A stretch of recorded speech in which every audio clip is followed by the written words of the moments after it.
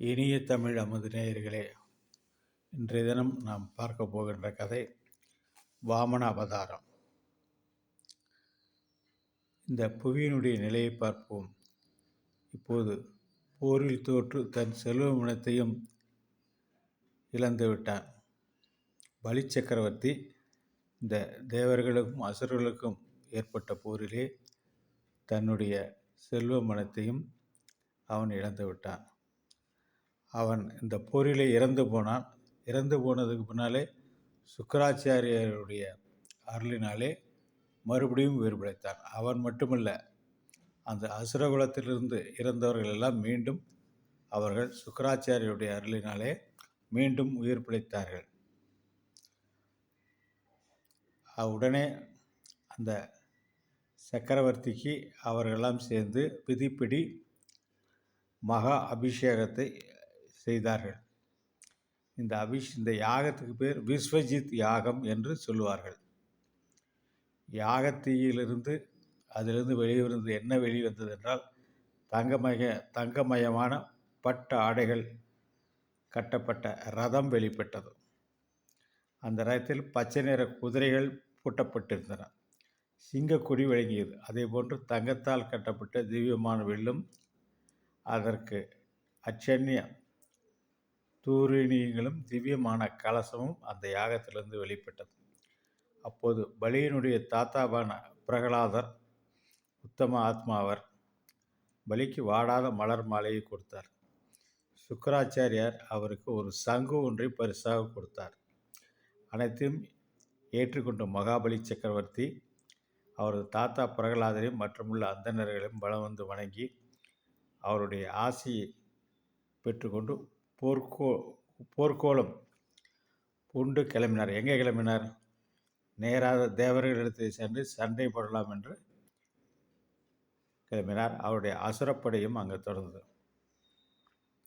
இந்திரலோகத்தை அடைந்த மகாபலி சக்கரவர்த்தி தேவ பெண்கள் நடுங்கும் வண்ணம் சுக்கிரர் கொடுத்த சங்கை எடுத்து ஊதினார். இதை கேட்டவுடனே பலி பலம் பெற்று வந்துள்ளான் என்பதை புரிந்து கொண்டார் இந்திரன்.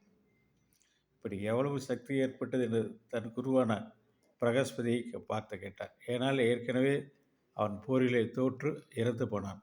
அதற்கப்புறம் உயிர் பிழைத்து வந்திருக்கிறார். இது எப்படி சாத்தியம் என்று பிரகஸ்பதி தேவருடைய குரு அவரிடம் இந்திரன் கேட்டார்.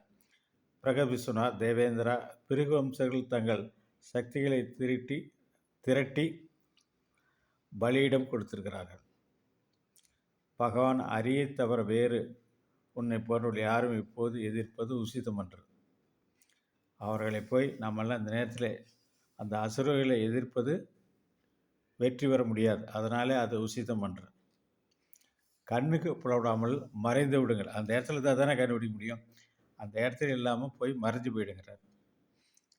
எந்த பிராமண பலத்தால் இப்போது பராக்கிரம் மிகுந்தவனாக இருக்கிறானோ அந்த பிராமண சாபத்துக்கு ஆளான பிறகு அவனை அடக்க முடியும். யார்? பலி சக்கரவர்த்தியை அடக்க முடியும். இதை கேட்ட தேவேந்திரர் தேவர்களோடு அந்த சொர்க்கலோகத்தை நீங்கி வெளியே போய்விட்டார். அதை மறைந்தும் விட்டார். அதன்படி அதே மகாபலி சக்கரவர்த்தியை மகாபலி சக்கரவர்த்தியானவர் தன் நலகமாக கொண்டு மூலகத்தையும் ஆண்டு வந்தார். அப்போது பலிக்கு இந்த பலின்னு சொன்னாவே நமக்கு ஒரு மாதிரியான ஒரு சரியான இது வர மாட்டேன். எனவே பலி சக்கரவர்த்தி என்றே நாம் தொடரலாம்.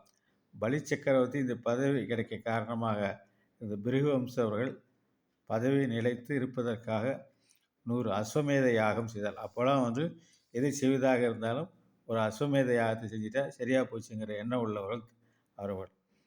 பலி சக்கரவர்த்தி வெண்ணும் புகழோடு பொழிந்து கொண்டிருக்கும்போது தேவர்களின் தாயான அதிதி தேவி தன் பிள்ளைகளுக்கு ஏற்பட்ட கதியை கண்டு பெருந்துயர் வசப்பட்டார்.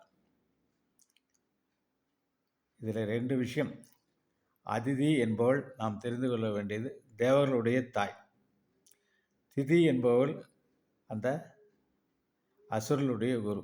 தேவருடைய அம்மா பேர் அதிதி, அசுரனுடைய அம்மா பேர் திதி. 2 பேரும் அக்கா தங்கச்சி தான் திரும்ப வேண்டிய விஷயம். பலி வண்ணம் பொழியோடு புகழ்ந்து கொண்டிருக்கும்போது தேவர்களின் தாயான ஆதிதேவி தன் பிள்ளைகளுக்கு ஏற்பட்ட கதியைக் கண்டு துயர்வசப்பட்டாள். அவள் கணவரும் தேவர்களின் தந்தையுமான காஷ்யபர் அப்போது திவத்தில் இருந்தார். இதிலே தான் ஒரு ஆச்சரியமான விஷயம். தேவர்களுக்கும் தந்தை, தேவர்களையும் பெற்றவர்கள் இந்த காஷ்யபர் தான். அந்த அசுரர்களை பெற்றவரும் இந்த காஷ்யபர் தான். எல்லாமே இவர் தானே. எனவே அவர் அதிதியினுடைய ஆசிரமத்துக்கு வந்தார். ஆசிரமம் இருந்த நிலையும் அதிதி தேவியின் தீனமான முகம் கண்டு அவர் என்ன நடந்தது என்று கேட்டார். என்ன நடக்கணும்? அதுதான் ஜெயிச்சுட்டு வந்தவங்க பின்னால் அசுரர்களால் பின்தொடர்ந்து வந்து துரத்தப்பட்டு எல்லாம் போய் மாயமாக மறைஞ்சிட்டு உட்காந்துருக்கு. அப்புறம் என்னென்ன அதேவி நடந்ததெல்லாம் காஷ்யபரிடம் எடுத்து சொன்னார். பகவான், என் பிள்ளைகள் மீண்டும் பழைய நிலையை அடைய வேண்டும், அதற்கு தக்கதை எனக்கு கூறுங்கள் என்று வேண்டினார். காஷ்யபர் சிரித்து கொண்டார். ஏன் சிரிச்சுக்கிறாரு? காஷ்யபர் எல்லோருமே அவருக்கு பிள்ளை தான். அந்த தேவர்களாக இருந்தாலும் அவருடைய பிள்ளை தான், அசுரராக இருந்தாலும் அவருடைய பிள்ளைகளே. தேவர்கள் வென்றாலும் அசுரர்கள் வென்றாலும் அவரை பொறுத்தவரையில் எந்ததும் சந்தோஷம் கிடையாது. வென்றவன் பிள்ளை என்றால் தோற்றவனும் பிள்ளை தானே. சண்டை போட்டு கொள்ளாமல் இருந்தால் அவருக்கு சந்தோஷம் என்று கூறலாம். ஆனால் அதற்கு வாய்ப்பே கிடையாது. மூத்த மனைவி அதிதியின் பிள்ளைகளான தேவர்களோடு திதியின் பிள்ளைகளான தனுவின் பிள்ளைகளான அசுரர்களுக்கும் எப்போதும் பகைதான். அதிதியின் பிள்ளைகளை வெல்லத்தக்க மகனாக வேண்டும் என்று அதிதி ஒரு சமயம் வரம் கேட்டார். என்ன மாதிரி விரதம் கடைப்பிடிக்கலாம் என்று கேட்டார். அதே போன்று இன்னொருத்தி கத்ருவின் பிள்ளைகள், கத்ருவின் இன்னொரு அக்காதங்க இருக்காங்க. கத்ருவின் பிள்ளைகள் சர்ப்பங்கள், அவர்களை பிள்ளைகளில் எல்லாமே பாம்பு, அவர்களை அடக்கத்தக்க மகம் வேண்டும் என்று வினதை கேட்டார். எப்படி திதி அதிதி என்று இருப்பது போல் அதிதான் அதுக்கப்புறம் தான் திதி. இன்னொன்று என்ன கேட்டிங்கன்னா, கத்ருவுடைய குழந்தைகள் எல்லாருமே பாம்புகள், சர்ப்பங்கள். அவர்களை அடக்கிறதுக்கு என்ன பண்ணும்? ஆள் வேணும்னு வினதை கேட்டார். கத்ருவும் வினதையும் இவருடைய மனைவியர் தான். எத்தனை மனைவி தான் இப்போ அந்த காசியபருக்கு? காசியபர் இதில் என்ன விஷயம் என்று கேட்டால், ஏன் நான் சிரிக்கிறேன் என்றால், என்னுடைய கோத்திரம் காசியப கோத்திரம். காசியப கோத்திரத்திலே ஒன்று தேவர்கள், ஒன்று அசுரர்கள் என்பது போல நானும் அந்த காசியபர் தேவனா அசுரனா தெரியாது. வந்தவொன்னு அவன் என்ன வினதை பிள்ளை வரம் பெற்று சர்ப்பங்களை அடக்க கருடனை மகனாக கேட்டாள். அவளுக்கு கத்திருக்கு என்ன எல்லாமே சர்ப்பம். இவன் நினைக்கிற அந்த சர்ப்பத்தை அடக்கிறதுக்கு கருடன்லாம் வேணும்னு கேட்குறான். இப்போது அதிதி கேட்கிறாள். இத்தனைக்கும் திதி கத்ரு வினதை எல்லோரும் உடன் பிறந்த சகோதரிகள் தான். ஆனால் அவரவர் பிள்ளைகள் என்னும்போது அடுத்தவன் பிள்ளையை பகையோடு பார்க்கிறார்கள். பாவம், நடுவில் காசியபர் என்ன செய்ய முடியும்? யாருக்காக பரிந்து பேச முடியும்? ஆனால் அவர் ஞானியாததால் அந்த சந்தர்ப்பத்துக்கு தக்கபடி அவரவர்களும் அவங்கவுங்களுக்கு என்னென்ன அப்போ தானே அவங்களோட சந்தோஷமாக இருக்க முடியும். அவர்கள் விரோதமாக பண்ணால் இவங்க என்ன பண்ணுவாங்க? வச்சுருப்பாங்களா? எனவே தான் ஒவ்வொருத்தரும் யாருக்கு என்ன தக்கபடி அப்படி காசியபர் நடந்து கொடுக்குறார்.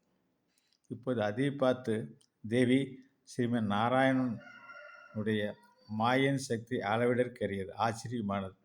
பஞ்சபூதங்களான இந்த உடல் எங்கே? பிரகிருதிக்கு அப்பாற்பட்ட ஆத்மா எங்கே? இதில் யாருக்கு யார் கணவன், யாருக்கு யார் பிள்ளை? எல்லாருமே அஞ்ஞானம்தான். எல்லா பிராணிகளுக்குள்ளும் பகவான் தான் இருக்கிறார். அவரை சேமிப்பாய், அவரை சேவிச்சா அவரே உன்னுடைய விருப்பத்தை நிறைவேற்றுவார் என்றார். அப்படியானால் அந்த நாராயணன் சீக்கிரமாக மகிழ்ந்து வரந்தக்க முறையை எனக்கு உபதேசிங்கள் என்றால் அதிதி முதல் இருக்க சொல்கிறார். அது தேவர்களுடைய உடனே காசியபர் என்ன சொல்கிறார்? அப்படியே ஆகட்டும். முன்பு புத்திர பாக்கியத்தை விரும்பி கேட்டபோது பிரம்மதேவர் எனக்கு உபதேசித்த விரதத்தை உனக்கும் உபதேசிக்கிறேன். அதிதிக்கு விரதம் எப்படி இருக்கணுங்கிறத பற்றி சொல்கிறார். அதான் முதலே பிரம்மதேவரும் உபதேசம். பங்குனி மாதத்தில் வளர்பிறையில் 12 நாட்கள் பாலை மட்டும் அருந்த வேண்டும். தாமரைப்பிறையில் 12 நாட்கள் பாலை மட்டும் அருந்தி தாமரை கண்ணாலான அந்த பகவானை மிகுந்த பக்தியுடன் பூஜிக்க வேண்டும். அப்புறம் கிடைக்குமேயானால் அமாவாசை அன்று காட்டுப்பன்றியால் தோன்றப்பட்ட மண்ணை எடுத்து உடல் முழுவதும் பூசிக்கொண்டு நீராட வேண்டும். மண்ணை எடுக்கும்போது தேவி சனாமிச்சா ஆதிவரோகண ரசாய என்னும் உத்கிருதா அசித்துப்பியம் நமக என்று மந்திரத்தை சொல்ல வேண்டும். பிறகு நித்திய கர்மாக்களை செய்து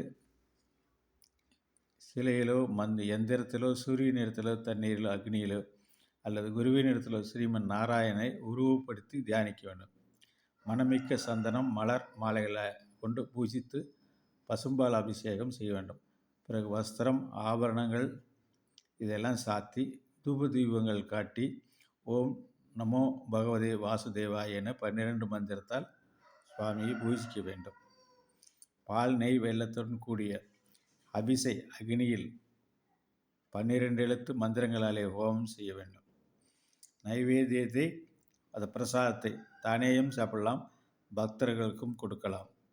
108 முறை மந்திர ஜபம் செய்ய வேண்டும். பகவானை பலவாறு துதிக்க வேண்டும். பிறகு வலம் வந்து வணங்க வேண்டும். நிர்மாலித்தை தலையில் வைத்து கொண்டு ஆவாகனம் செய்த பகவானை மீண்டும் யதாஸ்தானம் பிரதிஷ்டாபி செய்ய வேண்டும். பிறகு பால் பாயசை சக்திக்கு தக்கபடி 2 அந்தணர்களுக்கு அதற்கு மேற்பட்டவர்களுக்கு அளிக்க வேண்டும். பிறகு அந்த அந்தணரிடம் அனுமதி பெற்று மீதியானை தனக்கு வேண்டியவர்கள் கூட சாப்பிடலாம். நியமத்துடன் தரையில் படுத்து உறங்கணும். இவ்வாறு தினமும் செய்து பாலை மட்டுமே அருத்தி கொண்டு இந்த விரதத்தை கடைபிடிக்க வேண்டும். வளர்ப்பறை பிரதமையில் ஆரம்பித்து திரியோதசி வரையில் இந்த விரதத்தை கடைபிடிக்க வேண்டும். இந்த விரதத்தை தினமும் 3 வேளையும் நீராட வேண்டும். தீயவரிடம் பேசக்கூடாது. சிறியதோ பெரியதோ எந்த போகத்தையும் அனுபவிக்கக்கூடாது. எந்த பிராணிக்கும் இம்சை செய்யக்கூடாது. நாராயண தியானத்துடனே இருக்க வேண்டும். பிறகு திரியோதசி என்று நாராயண முறைப்படி நன்கு தெரிந்தவர்களை கொண்டு பஞ்சாமிர்தங்களை அபிஷேகம் செய்து பூஜை செய்து ஹோமம் செய்ய வேண்டும். தான் அவர் சொல்கிற கண்டிஷன்ஸ். அடுத்து ரிக்வேதிகளுக்கு வஸ்திரங்கள் ஆபரணங்கள் பசுக்களை கொடுத்து சந்தோஷப்படுத்த வேண்டும். அதுவே பகவானுக்கு மிகவும் பிரீதியான பூஜை. அனைவருக்கும் நல்ல போஜனம் அளித்து தட்சணை கொடுக்க வேண்டும். சண்டார்களுக்கும் கூட போஜனம் அளித்து திருப்திப்படுத்த வேண்டும். உத்தரவு கூட தீனர்கள் குருடர் முதலிய அங்ககீனர்கள் ஏழைகள் அனைவரும் நாராயணனுக்கு திருப்தி என்று நினைத்து சாப்பிட செல்ல வேண்டும். பிறகு பந்துக்களுடன் சேர்ந்து தான் சாப்பிட வேண்டும். இந்த விரதத்துக்கு பயோவிரதம் என்று பெயர். இதை பிரம்மதேவர் என்னிடம் கூறினார். நான் உனக்கு இப்போது இதை உபதேசிக்கிறேன். இந்த விரதம் அனைத்து யஜ்ஞங்களின் ரூபமானது, அனைத்து விரதங்களின் ரூபமானது. தவத்தின் சாரம் ஸ்ரீமன் நாராயணனுக்கு மிகவும் பிரீத்தியானது. யமம் முதலான நியமங்களும் தானம் தவம் விரதம் யஜ்ஞம் முதலான அனைத்தும் இதுவே தான். எனவே புறநடக்கத்தோடு சிரத்தையோடு வயோவிரதத்தை அனுஷ்டிப்பாக அம்மாதிரி ஸ்ரீமன் நாராயண சொந்தம் பண்ணி கோரிய வரங்களை விரைவாக கொடுப்பார் என்றார் காசியப்பர் முதல் மனைவியிடம். அதிதியிடம் கூறுறார். அதிதியை அவ்வாறே சோம்பலின்றி பயோவிரதத்தை அனுஷ்டித்தார். அதன் பகவான் அவளுக்கு காட்சி கொடுத்தார். மஞ்சள் பட்டாடியோடு 4 கரங்களோடு சங்கு சக்கரம் கதை தரித்தவராக காட்சி கொடுத்தார். அதிதி அப்படியே வீழ்ந்து அவரை வணங்கி எழுந்தார். துதிக்க முடியாத உடல் செலுத்தது. ஆனந்த கண்ணீர் பெறுபவர் சமாளித்து கொண்டு துதித்தார். பகவான் தேவர்களின் அன்னையே, உன் விருப்பத்துப்படி நான் அறியேன். சத்துருக்களால் பதவி இழந்தவர்களான உன் பிள்ளைகளுக்கு மீண்டும் பதவி ஏற்பட நீ விரும்புகிறாய். இளந்தலட்சுமி அவர்கள் திரும்ப பெற வேண்டும் என்று விரும்புகிறாய். ஆனால் அசுர தலைவர்கள் இப்போது யாராலும் வெல்லப்பட முடியாதவர்களாக இருக்கிறார்கள். ஏனென்றால் அவர்கள் காலம் அனுகூலமாக இருப்பதோடு குருமார்களாலும் நன்கு காப்பாற்றப்பட்டவர்களாக இருக்கிறார். இப்போது அவர்களை எதிர்த்து போரிட்டு தேவர்கள் வெல்ல முடியாது. ஆனாலும் உன்னுடைய விரதத்தை நான் சந்தோஷமடைகிறேன். எனவே உன் பிள்ளைகள் இழந்த லட்சுமியை அடைய நான் வேறு விதமாக யோசித்து செய்கிறேன். நீ கடைப்பிடித்த விரதத்தை பலனின்றி போவதற்கில்லை. உன் பயோவிரத்தால் பூஜிக்கப்பட்ட நான் என் அம்சத்தால் உனக்கு பிள்ளையாகிறேன். அப்பா, அற்புதம் அற்புதம். அந்த பகவான் நாராயணனே அதிதிக்கு பிள்ளையாக பிறக்கிறேன் என்று சொல்லி மறைந்தார். அவ்வாறே பகவான் அதிதி கசிபின் திருக்குமாராக புரட்டாசி மாதம் திருவோண நட்சத்திரம் துவாதசி திதியில் நடுப்பகல் நேரத்தில் அவதரித்தார். அந்த துவாதசியை விஜய துவாதசி என்று கூறுவாள். சங்கு சக்கர கதாதாரியாக பிறந்த பகவானை கண்டு வியப்பும் சந்தோஷமும் அடைந்தாள் அதிதேவி. கஷ்யபர் ஆச்சரியமடைந்து ஜெய என்று கூறினார். பார்த்து கொண்டபடி பகவான் குள்ளமான சிறுவனாக மாறினான். குள்ளமான அவரை பாசந்தம் மனித மற்ற மகரிஷிகள் கசிவரை முன்னிட்டு ஜாதகர்மா முதல வைதீக கிரியைகளை செய்தார்கள். உபநயனம் செய்யும்போது சூரிய பகவான் காயத்ரி மந்திரத்தை உபதேசம் செய்தார்.